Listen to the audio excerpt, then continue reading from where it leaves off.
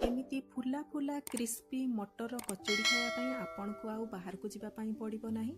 आपण घरे याकू easy way रे मध्य पूरा हेल्दी वे रे बनै पारिबे। आज एई वीडियो माध्यम रे मु आपण को कहबी केमिति आपणकर कचोड़ीटी फुलिबो ता सहित क्रिस्पी मध्य हबो। नॉर्मली कचोड़ी आमे मैदा रे बनै थाउ किंतु आज मु याकू अटा रे बनैबी जहा कि बहुत हेल्दी रहिबो, देह पाई बहुत भलो रहिबो। ताहले मसला ठू आरंभ करी आपण कचोड़ी पूरा छणा हबा पर्यंत एई भिडियोटी को संपूर्ण देखिया पाई मोर अनुरोध रहिला आपण मानकु। नमस्कार, जय जगन्नाथ। मु मो चैनल सीजन्स एंड बाइट्स रे आपण समस्त को स्वागत जणाउछि। ताहले चलंतु आमे कचोड़ी पाई प्रथमे अटा प्रस्तुत करि नबा। सेति पाई देखंतु मु एठी 2 कप अटा नै जाईछि। कचोड़ी को आमे क्रिस्पी करिया पाई मु एठी नै जाईछि हाफ कप सुजी। बड़ दाना वाला सुजी किंबा छोट दाना वाला सुजी दुईटा को चलिबो। सेति पाई देखंतु एठी मु सुजी पकई साला परे एठी हाफ छोट चम्मच मु पकई नैछि सेइथिरे जुआणी जहा कि हमर फ्लेवर भलो रखिबो। एबे पकई नबा सेइथिरे 4 बड़ चम्मच आमे रिफाइन तेल जहा कि हमर खास्ता करिया पाई आमे पकेइबा। ता सहित पकई नबा स्वाद अनुसार लूण। कचोड़ीटी खास्ता रहिबो माने क्रिस्पी रहिबा पाई आमे तेल पकेइबा निहाती जरूरी। आ आपण तेल पकई साला परे ताको प्रथमे बिना पानी रे भलो भाबरे गोळेई नेबे। आ हल्का हाथ रे मुठा करिकि अटा को देखिबे। जदि अटा मुठा हे जाउची ताले आपण जानिबे जे ये खास्ता भलो हेची। देखंतु एठी मु आपण को गोटे मुठा करिकि देखैबी। आपण एइथरु जानि पारिबे जदि मुठा हे जाउची ताले हमर कचोड़ीटी क्रिस्पी हबो। एठी देखो हमर मुठा हे जाईची, यार अर्थ हमर खास्ता हे जाईची। एबे आमे सेइथिरे अल्प किछि किछि पानी देइके ताकू भलो भाबरे गोटे दळा प्रस्तुत करि नबा। आपण एमिति भाबरे दळाटी प्रस्तुत करिवे जेमिति कि बिल्कुल भी टाण रहिबो नाही, माने नरम दळा प्रस्तुत करिवे। देखंतु एई परि भाबरे स्ट्रेच होउतबो दळाटी प्रस्तुत करिवे। काहे ना सुजी दिया हेची आ पानी दिया हेची, सुजी फुलिया पाई समय नबो। सेति पाई टिके ताकू नरम दळा रखिबे जहा फଳରେ कि हमर सुजी फुलिबारे भलो हेल्प होबो। एबे चलंतु आमे कचोड़ी पाई मटर रो मसला प्रस्तुत करि नबा। सेति पाई देखंतु गैस ऊपर मु कड़े बसै नैछि आ सेइथिरे 3 ग्लास पानी को गरम होबा पाई देइछि।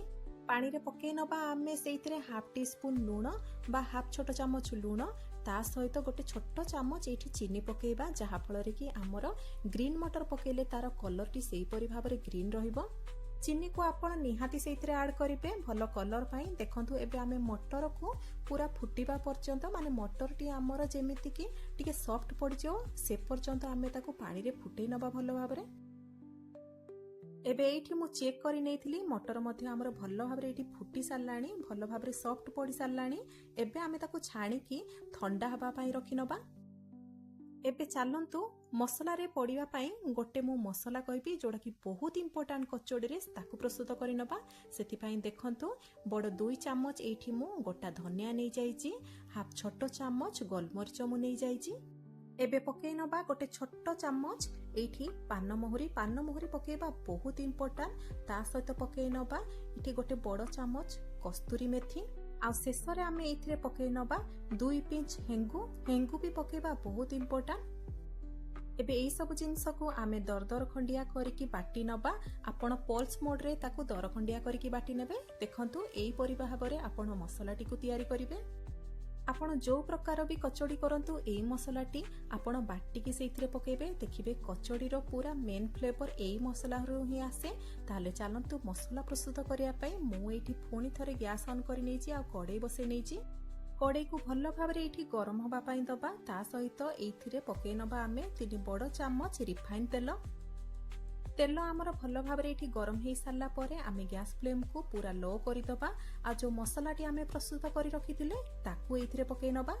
एबे मसला को किछि समय पाखा पाखी 2 रु 3 मिनिट पर्यंत आपण लो फ्लेम रे ताकू भलो भाबरे एठी भाजी नेबे।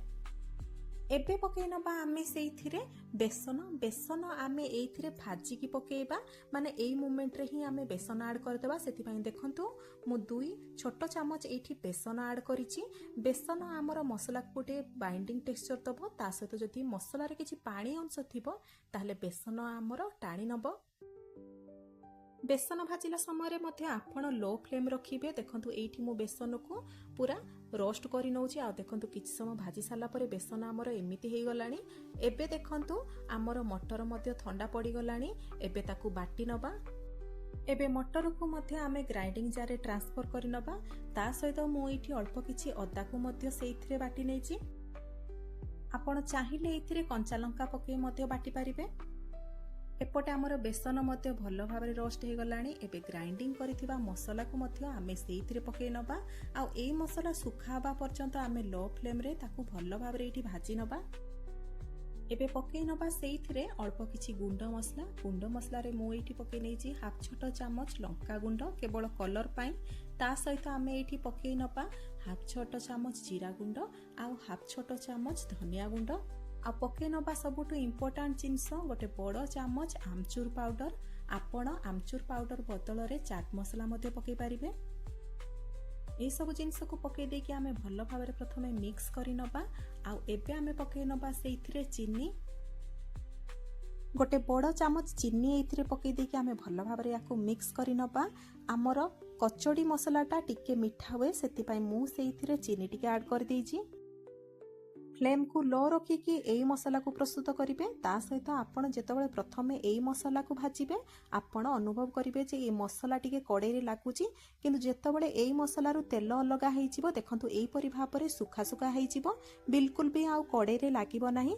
एबे एई मसला पूरा रेडी हे गलानी। एबे एई मसला को छाड़ी दबा आमे ठंडा हवा पाई। एई मसला ठंडा हे सारला परे आपण सेइथिरु गोल गोल शेप रो बॉल सब प्रस्तुत करि नेबे।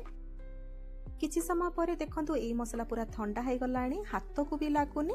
एबे सेइथिरु आमे मीडियम साइज रो बॉल सब प्रस्तुत करि नबा जाकि आमे कचोड़ी रो भितरे दबा। आपण एई मसला रे आउ एक्स्ट्रा लूण पकेबे नाही, काहेकि ना आमे मटर सिजेइथिला बेले लूण पकेइथिले जाकि सफिशिएंट हेइ जिवो। ता सहित हमर कचोड़ी मसला मिठा लागे पाटी को। एबे बॉल सब प्रथमे आमे प्रस्तुत करि रखि नबा।